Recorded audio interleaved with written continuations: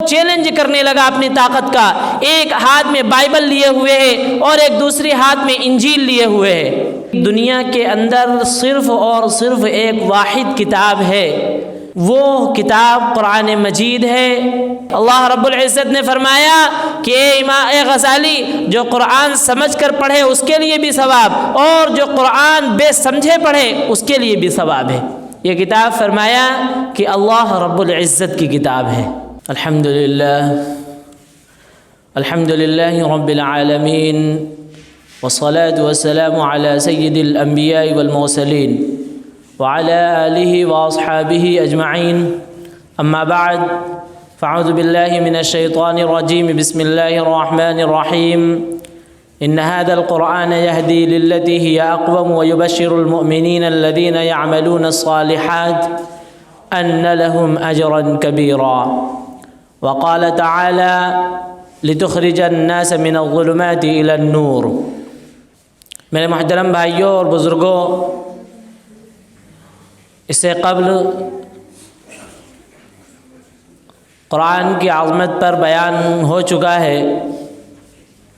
کچھ باتیں تھیں جو رہ گئی تھیں، جن کو اللہ کی توفیق سے انشاءاللہ آج عرض کیا جائے گا۔ میرے محترم بھائیوں اور بزرگوں، قرآن وہ لا ریب اور بے مثال کتاب ہے کہ جس کی کوئی ثانی نہیں ہے۔ قرآن کے معجزے کے لیے اور قرآن کی حقانیت کے لیے اور قرآن کی صفائی کے لیے یہ بات کافی ہے کہ دنیا کے اندر صرف اور صرف ایک واحد کتاب ہے، وہ کتاب قرآن مجید ہے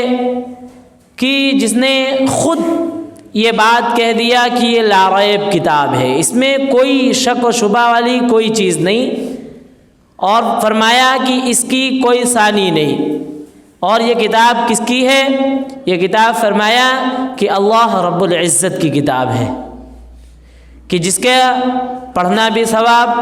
جس کا دیکھنا بھی ثواب، جس کا سننا بھی ثواب، اور پھر آپ ان تمام چیزوں سے الگ ہٹ کر کے کیا چیز فرمایا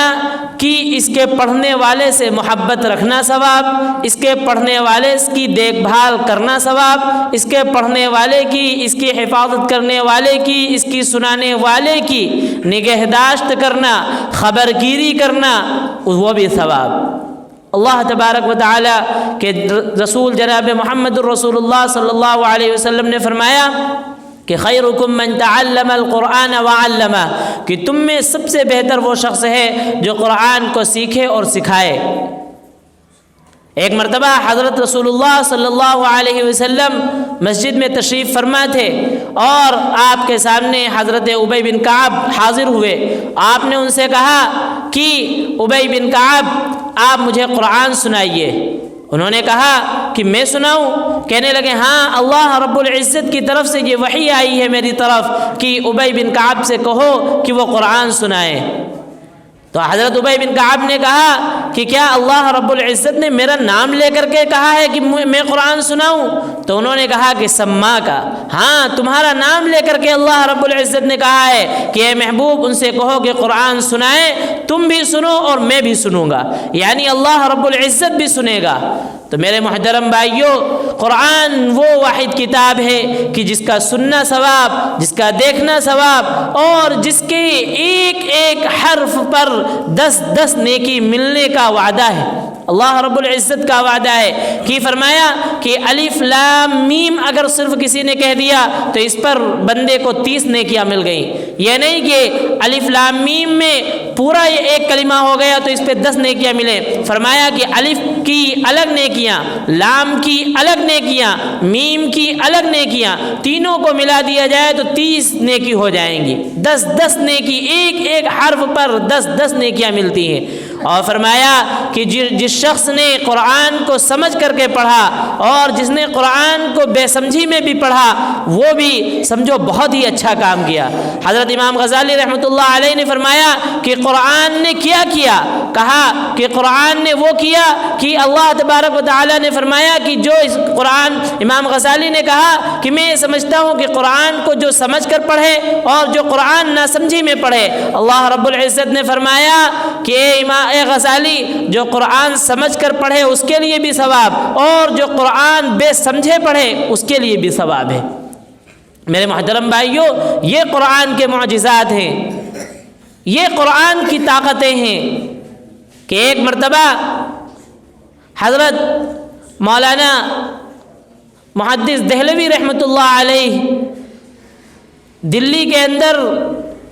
ایک بڑا مجمع جمع ہو گیا۔ ایک پادری آ کر کے کہنے لگا کہ آؤ دیکھتے ہیں، وہ چیلنج کرنے لگا اپنی طاقت کا۔ ایک ہاتھ میں بائبل لیے ہوئے ہے اور ایک دوسری ہاتھ میں انجیل لیے ہوئے ہے۔ حضرت محدث دہلوی رحمۃ اللہ علیہ اپنی لائبریری میں مطالعہ کر رہے تھے۔ ایک خادم دوڑتا ہوا آیا اور کہا حضرت آج تو بڑا عجیب ہو گیا۔ کہا کیا ہوا؟ کہنے لگے ایک پادری دعویٰ کر رہا ہے کہ ہے کوئی مسلمان جو مجھ سے دعویٰ کرے، جو ہے کوئی مسلمان ایسا شخص جو اسلام لانے والا، اسلام پرست، جو مجھ سے آج آ کر کے مقابلہ کرے۔ دیکھتا ہوں کہ کس کی طاقت میں کتنا زیادہ زور ہے، کس کی کتاب کے اندر کتنی زیادہ طاقت ہے۔ تو جب وہ آئے اور انہوں نے کہا کہ حضرت جلدی چلیے، حضرت محدث دہلوی رحمۃ اللہ علیہ کے پاس آئے اور انہوں نے کہا کہ حضرت جلدی چلیے۔ وہاں تو وہ چیلنج کر رہا ہے کہ ہے کسی کے پاس ایک ایسی کتاب کہ فرمایا کہ کسی کے پاس اگر کتاب ہے تو وہ لائے، تم قرآن مجید لاؤ اور میں بائبل اور انجیل لایا ہوں۔ کہ وہ بائبل اور انجیل کو کہا کہ میں اس کو آگ میں ڈالتا ہوں اور تم قرآن کو آگ میں ڈالنا۔ تو حضرت محدث دہلوی رحمۃ اللہ علیہ وہاں جب اٹھ کر چلنے لگے وہاں کے لیے، تو ان کے خادم نے کہا کہ حضرت قرآن تو لے لیجئے، حضرت ہاتھ میں قرآن تو لے لیجئے۔ کہنے لگے میں ایسے ہی جاؤں گا، اس سے مقابلہ کروں گا۔ اس پادری کے وہاں پہنچے تو سب کسی کی مجال نہیں ہو رہی تھی کہ قرآن کو کوئی جلائے بھلا۔ حضرت نے بہت ہی ایک ناصحانہ انداز میں بات کہی اور اس پادری سے کہا کہ تو بائبل کو لیے ہوئے ہاتھ میں اور انجیل کو لیے ہوئے دوسرے ہاتھ میں، اور تو یہ کہہ رہا ہے کہ دیکھتا ہوں کہ آج کس کا دین سچا ہے، کس کا دین برحق ہے۔ دین کے برحق ہونے کے لیے تو قرآن کو اور انجیل کو اور بائبل کو، تورات کو تو اس میں ڈالے گا، آگ میں ڈالے گا۔ تو انہوں نے کہا ہاں۔ کہنے لگے اگر تو مسلمان سچا ہے اور اگر میں سچا ہوں، اگر اپنے دین میں تو سچا ہے، اگر میں اپنے دین میں سچا ہوں، تو اپنے سینے سے تورات کو لگا، انجیل کو لگا، اور میں اپنے سینے سے قرآن کو لگاتا ہوں اور لگائے لگائے آگ میں کود جاتا ہوں۔ اگر تیری کتاب سچی ہوئی تو تجھے نہیں جلائے گی، اور اگر میری کتاب سچی ہوئی تو مجھے نہیں جلائے گی۔ پادری بھاگنے لگا، کہنے لگا یہ کیسی بات ہے؟ کہنے لگے ہاں یہی صحیح بات ہے۔ کہنے لگے پادری کہنے لگا میں تو کتاب پہ مسالہ لگا کے آیا تھا تاکہ کتاب جلے نہ۔ تو کہنے لگے کہ یہی وہ قرآن ہے، ان ھذا القرآن یہدی للتی ہی اقوم، کہ جس کو انسانوں نے کنارے لگا دیا ہے، کہ جس نے قوموں کو بلندی عطا کرنے کے لیے جو قرآن آیا تھا، جو قوموں کو بلند کرنے کے لیے آیا تھا،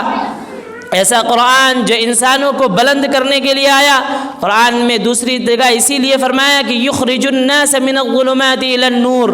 کہ یہ اندھیری سے نکال کر کے روشنی کی طرف لاتا ہے، یہ اندھیری سے نکال کر کے روشنی کی طرف لاتا ہے، گمراہ شدہ شخص کو لا کر کے اچھائی کے راستے پہ ڈالتا ہے۔ یہی وہ قرآن ہے کہ جس کے بارے میں اللہ تبارک و تعالی نے فرمایا کہ جب کوئی شخص اس کو پڑھتا ہے تو گویا کہ وہ مجھ سے باتیں کرتا ہے، جب کوئی اس کو پڑھتا ہے تو میں اس کے اوپر نورانیت کو طاری کر دیتا ہوں۔ حضرت ابو بکر صدیق رضی اللہ تعالی عنہ، حضرت عمر فاروق رضی اللہ تعالی عنہ ایک روز مسجد میں حضرت ابو بکر صدیق رضی اللہ تعالی عنہ بہت سلو دھیمی آواز سے قرآن مجید کی تلاوت کر رہے تھے۔ آپ صلی اللہ علیہ وسلم وہاں تشریف فرما ہوئے اور تو دیکھا کہ حضرت ابو بکر بہت دھیمی آواز میں قرآن مجید کی تلاوت کر رہے ہیں، حضرت عمر فاروق بہت تیز آواز میں تلاوت کر رہے ہیں۔ حضرت ابو بکر سے پوچھا کہ اے ابو بکر رضی اللہ تعالی عنہ، آخر تم اتنی دھیمی آواز میں کیوں تلاوت کر رہے ہو؟ تو انہوں نے کہا کہ میں اس لیے دھیمی آواز میں تلاوت کر رہا ہوں کہ جو اللہ دلوں کے بھیدوں کو بھی جانتا ہے تو وہ میرے قرآن کے پڑھنے کو بھی سن لے گا۔ اور جب حضرت عمر رضی اللہ تعالیٰ عنہ سے پوچھا گیا کہ عمر تم اتنی بلند آواز سے قرآن کیوں پڑھ رہے تھے؟ تو انہوں نے کہا کہ آپ آرام فرما رہے تھے، نبی صلی اللہ علیہ وسلم آرام کر رہے تھے، میرے دل کے اندر یہ بات آئی کہ کہیں شیطان نہ آ کر کے اچک لے، اس لیے میں تیز تیز قرآن پڑھ رہا تھا کہ جتنی دور تک قرآن کی آواز جاتی ہے اتنی دور شیطان وہاں تک اس کی رسائی نہیں ہوتی ہے۔ میرے محترم بھائیوں، آج ہمیں اس بات پر بہت ہی زیادہ قلق ہونا چاہیے، افسوس ہونا چاہیے کہ جب ہمارے گھروں کے اندر تقریبات ہوتی ہیں، جب ہمارے گھروں کے اندر خوشیاں ہوتی ہیں، کوئی خوشی کا پروگرام ہوتا ہے، کوئی خوشی کی چیز ہوتی ہے، تو میرے محترم بھائیوں ہم دیکھیں کہ کس طریقے سے کیا ہوتا ہے۔ اس گھر کے اندر قرآن کی آواز تو دور کی بات،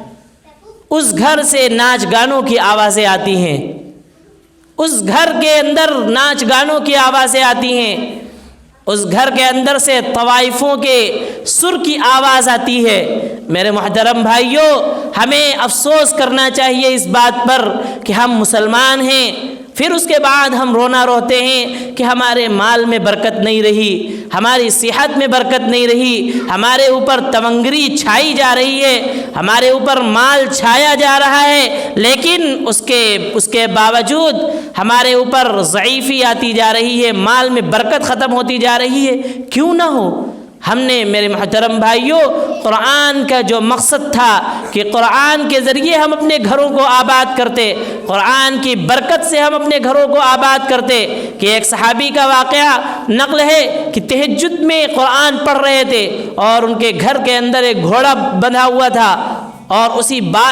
اسی کے پاس ایک بچہ سو رہا تھا۔ تہجد میں قرآن پڑھ رہے تھے، ایک بچہ سو رہا تھا ان کے پاس، تو وہ جب دھیمی آواز کر دیتے تو وہ گھوڑا بہت ہی اپنی حالت پہ خاموش رہتا، اور جیسے ہی ذرا قرآن کی آواز کو تیز کرتے تھے وہ گھوڑا بدکنے لگتا تھا۔ ان کو نماز کے اندر یہ قلق ہوا، ان کے دل کے اندر یہ بات آئی کہ کہیں ایسا نہ ہو کہ میرے بچے کو گھوڑا کچل دے، کہیں ایسا نہ ہو کہ میرے بچوں کو گھوڑا کچل دے۔ پھر اس کے بعد انہوں نے پھر اپنی آواز کو سلو کر لیا، دھیمی کر لیا، پھر اس کے بعد تھوڑی دیر کے بعد پھر تیز پڑھنے لگے، پھر اسی طریقے سے ہوا۔ جب نماز سے فارغ ہوئے تو انہوں نے کیا دیکھا کہ ایک روشنی تھی جو ان کے اوپر سایہ فگن تھی، جب انہوں نے آسمان کی طرف نگاہ اٹھا کے دیکھا تو وہ روشنی جا رہی تھی۔ اللہ کے رسول صلی اللہ علیہ وسلم کے پاس دربار خدمت میں حاضر ہوئے اور عرض کیا، اے نبی اللہ، آج میرے ساتھ یہ معاملہ پیش آیا۔ اللہ کے رسول صلی اللہ علیہ وسلم نے فرمایا کہ اگر تم قرآن مجید کی تلاوت کیا کرتے تو وہ روشنی تمہارے گھر کے اندر، وہ رحمت تمہارے گھر کو پوری رات ڈھائے رہتی، لیکن تم نے قرآن مجید کی تلاوت کو ختم کر دیا تو وہ روشنی بھی، وہ رحمت بھی، اللہ کی جو رحمت تمہارے گھر پر سایہ فگن تھی وہ بھی چلی گئی۔ میرے محترم بھائیوں، ہمیں سوچنا چاہیے کہ آج کا جو پرفتن دور چل رہا ہے، اس پرفتن دور کے اندر میرے محترم بھائیوں کس طریقے سے ہمیں بچنا ہے، کس طریقے سے ہمیں اپنے آپ کو بچا کر کے لے جانا ہے۔ لہذا ہمیں اس بات پر غور کرنی چاہیے اور قرآن کو ہمیں اپنا پیشوا، اپنا مقصد بنانا چاہیے کہ قرآن کے مطابق ہم زندگی گزاریں، اپنے گھروں کے اندر سے ناچ گانے کو ختم کریں، اور اگر نہیں ختم کریں گے تو میرے محترم بھائیوں آج جو حالت ہے اس سے بھی بری حالت آنے میں پھر کوئی دیری نہیں ہے۔ لہذا میرے محترم بھائیوں، ہر شخص اپنے حال کو پرکھ سکتا ہے، ہر شخص اپنے حال کو جانتا ہے، اور فرمایا کہ اگر کوئی شخص اپنے حال کو نہیں پرکھ رہا ہے، اپنے حال پر ترس نہیں کھا رہا ہے، تو میرے محترم بھائیوں پھر کیا فرمایا کہ ان اللہ لا یغیر ما بقوم حتی یغیروا ما بانفسہم، کہ اللہ تبارک و تعالی بھی اس شخص کی حالت کو نہیں بدلتے ہیں جب تک اس کے دل کے اندر خود اس کی اپنی فکر نہیں ہوتی ہے اپنی حالت کو بدلنے کی، جب تک اس کے دل کے اندر یہ حالت نہیں پیدا ہوگی، کہ جب تک اس کی یہ سوچ نہیں ہوگی کہ ہم اپنے حال کو بدلیں، اپنے قال کو بدلیں، اپنے آپ کو بدلیں، جب تک اس کی یہ فکر نہیں ہوگی، تب تک میرے محترم بھائیوں اللہ بھی یہ کہتا ہے کہ تم ایک ذرہ برابر، ایک بالشت تم میری طرف آؤ گے تو میں چل کر کے تمہاری طرف آؤں گا، یعنی میری رحمت تمہاری طرف چل کر کے آئے گی، اگر تم ایک قدم میری طرف بڑھاؤ گے تو میری رحمت تمہاری طرف دوڑ کر کے آئے گی۔ لہذا میرے محترم بھائیوں ہمیں اللہ سے، قرآن سے، نبی سے محبت کرنے کی ضرورت ہے، لو لگانے کی ضرورت ہے۔ اللہ تبارک و تعالی ہم سب کو کہنے سے زیادہ عمل کرنے کی توفیق عطا فرمائے۔